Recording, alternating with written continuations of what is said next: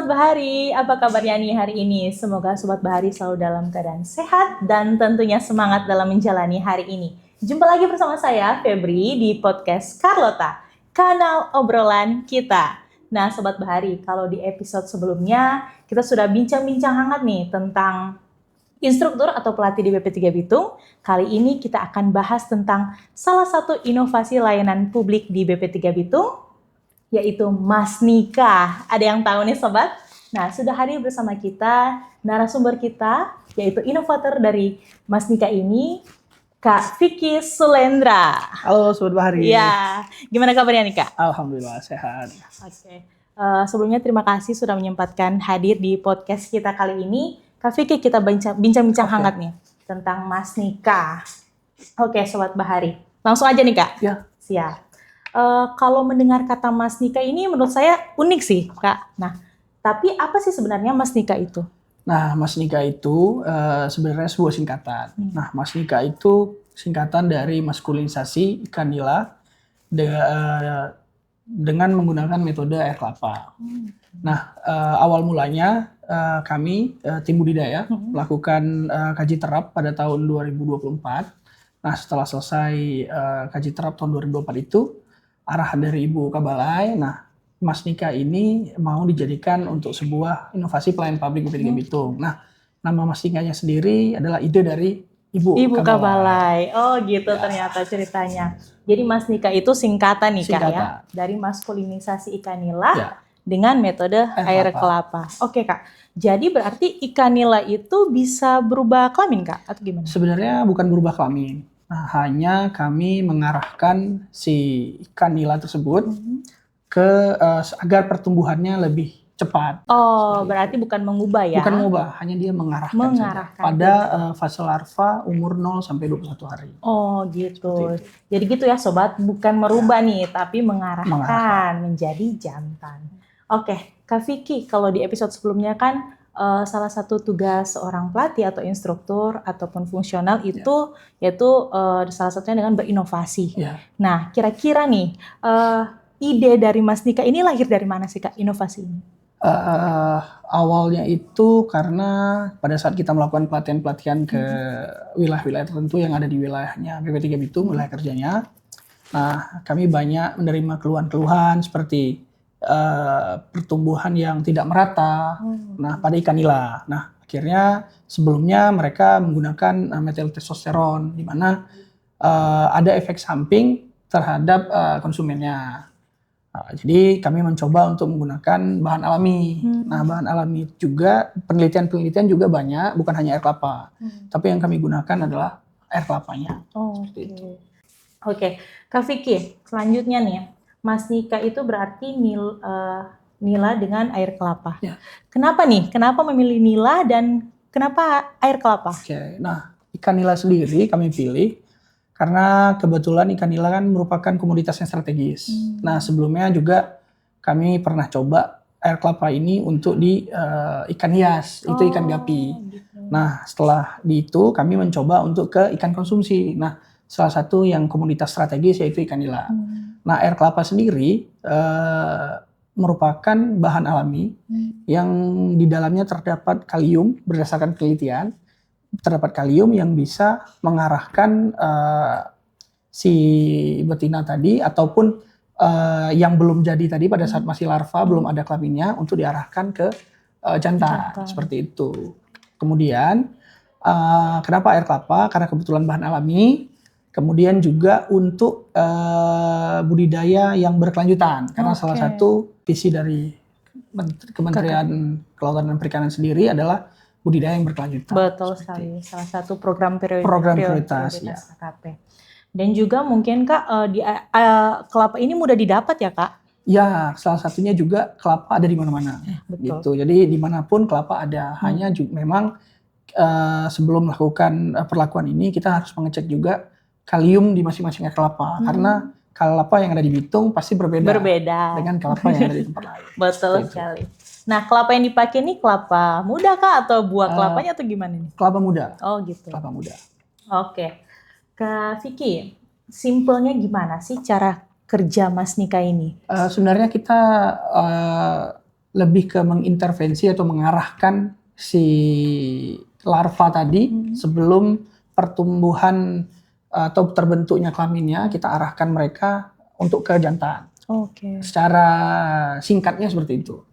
Nah, kalau untuk perlakuannya sendiri, dengan dosis yang udah pernah kami dapat dari Kajiterap, yaitu 0,15 mili per gram pakan, itu disemprotkan pada pakan, kemudian pakan tersebut diangin-anginkan, baru diberikan pada larva di umur 0 sampai 21 hari tersebut. Nah, kebetulan kami kemarin larva yang kami gunakan itu ada di larva umur 7 hari. Jadi perlakuannya 14 hari. Oke, itu untuk air kelapanya Air kelapanya. ya. Berarti disemprotkan ke pakannya. Ke pakannya. Kenapa nggak langsung direndam aja tuh, Kak? Yang direndam ada, penelitian-penelitian sebelumnya itu melalui perendaman. Oke. Cuma kalau untuk perendaman itu dia banyak mati. Karena pada saat direndam itu kan air kelapa asam.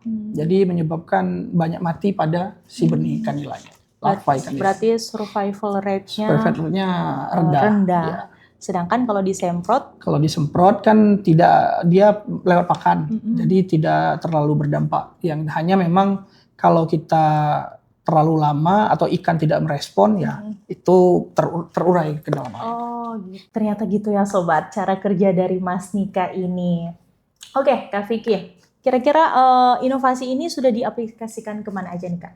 Nah, inovasi ini awalnya kan Kajiterap itu. Kemudian selanjutnya inovasi itu kami coba di 2 kelompok berbeda. Di Minahasa Utara. Nah, kelompok yang pertama itu Immanuel dan kelompok NS Farm. Seperti Pokdakan. Pokdakan. Nah, hasil yang kami dapat itu persentase jantannya 60%. Kemudian untuk hasil panennya masih lebih bagus dibandingkan yang biasa mereka tanpa perlakuan itu. Menurut wawancara kami dengan mereka. Nah, namun memang kalau persentase jantannya memang yang kami di balai masih lebih tinggi. Mungkin itu karena pengaruh lokasi kan. Seperti misalnya kalau kami kan pada saat penelitian itu menggunakan akuarium. Pada saat percobaan kami cobakan di kolam, ya mungkin ya perbedaan luas wadah yang kami gunakan seperti itu. Oke, berarti media sama kontrol itu penting ya Kak dalam Mas Nika ini. Nah, makanya setelah 2 kelompok ini kan kami dapat sekitar 60% jantan. Kami mau coba di tempat lain, di wilayah lain di masih yang wilayah kerja BP3 Bitung, supaya kami dapat data yang banyak sehingga enak kami merumuskan ternyata segini untuk dosis yang bisa kami gunakan. Jadi lebih banyak data kan ya Pak? Lebih banyak data. Nah, Kak Vicky, kan tadi sudah dijelaskan bahwa Mas Nika ini sudah diaplikasikan ke 2 kelompok nih. Artinya kan sudah ke masyarakat langsung. Nah, gimana nih respon masyarakat tentang inovasi ini? Oke. Nah, kalau respon beberapa pada saat juga pertama kali kita tayang di medsos kita beberapa ada yang DM juga lewat Instagram, ada yang langsung chat lewat WhatsApp juga, beberapa ada yang bertanya caranya dan kita layani juga. Cuma memang kita nggak tahu dia dari mana, cuman ya tetap kita layani karena bagian dari pelayan publik kita BP3 Bitung. Nah, tanggapan mereka sih antusias karena selama ini memang kendala yang dihadapi mereka adalah pertumbuhan yang tidak merata karena si ikan nila di umur atau ukuran 100 gram ke atas itu si betina terbagi menjadi 2 konsentrasi, bertumbuh dan memijah. Itu. Sedangkan pertumbuhan jantan lebih cepat. Ya. Juga kan mengurangi biaya operasional juga kan? Operasional juga. Oke. Jadi untuk respon masyarakat sejauh ini masih positif ya? Oke. Berarti tentunya berdampak baik nih Sobat kepada masyarakat. Memang betul Kak Vicky tadi kalau di medsos kita lihat nih memang dampaknya luar biasa sih. Banyak yang tanya-tanya nih, kapan nih pelatihannya? Kapan nih bahan ajarnya? Gimana tuh Kak Vicky? Nah, kalau pelatihannya sendiri kemarin kami sudah pernah melaksanakan di Bitung, baru di Bitung, di Lapas kelas 2 Bitung.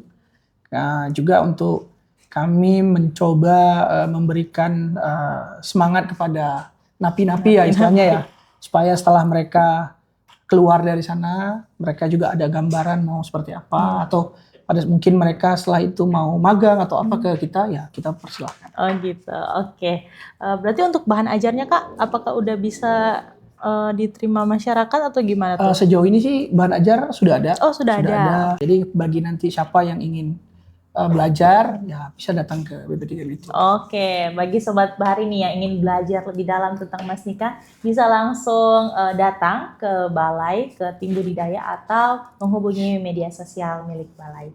Oke, Kak Vicky, selanjutnya nih dari 2024 sampai sekarang ini, kira-kira tantangan apa nih yang sering dihadapi oleh tim dalam inovasi ini? Ya, tantangannya yang pasti karena ini inovasi ya.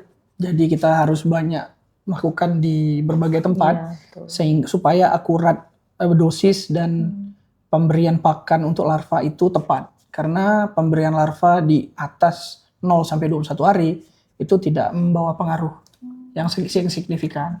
Nah, begitu juga dengan dosis. Kalau salah dosis juga tidak terlalu berdampak signifikan. Jadi memang kami juga sambil tetap berusaha, sambil mencoba di tempat-tempat lain supaya kami mendapatkan hasil yang memang dosis itu yang bagus. Okay.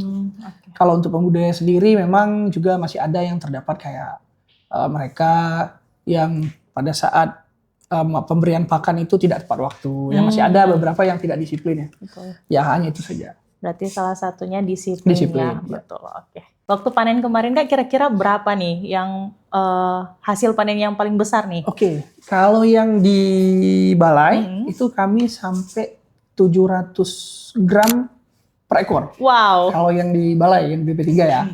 Tapi kalau yang kemarin di dua Pokdakan tadi, itu sekitar 4 sampai 5 ekor per kilo. Karena itu juga kan usaha biaya operasional terbesar ya, pakan. Betul. Balik lagi ke maintenance-nya aku juga ya, Kak Vicky. Wah, ternyata gitu ya Sobat, untuk Mas Nika ini bisa sampai 700 gram loh per ekor. Wah, keren banget. Oke, Kak Vicky, terakhir nih Kak. Pesan untuk seluruh pembudidaya untuk lebih semangat dalam menjalankan usaha budidayanya nih. Oke, mungkin disiplin, kerja keras, tetap berusaha, dan bersyukur. Karena dengan begitu, itu adalah langkah dan kunci untuk kita bisa melangkah menuju kesuksesan kita. Wih, keren banget. Kira-kira. Pesannya nih, tetap semangat nih untuk para pembudidaya. Nah, Kak Vicky, mungkin kira-kira itu aja bincang-bincang kita tentang Mas Nika. Buat Sobat Bahari yang ingin mendalami tentang Mas Nika ini, jangan segan atau jangan malu untuk langsung menghubungi medsos dari Balai ataupun langsung ke BP3 Bitung ke tim budidaya. Oke, Kak Vicky, terima kasih sudah bincang-bincang sama kita nih di podcast Carlota kita episode kali ini. Sekian episode kita kali ini, sampai jumpa di episode podcast Carlota selanjutnya. Dadah!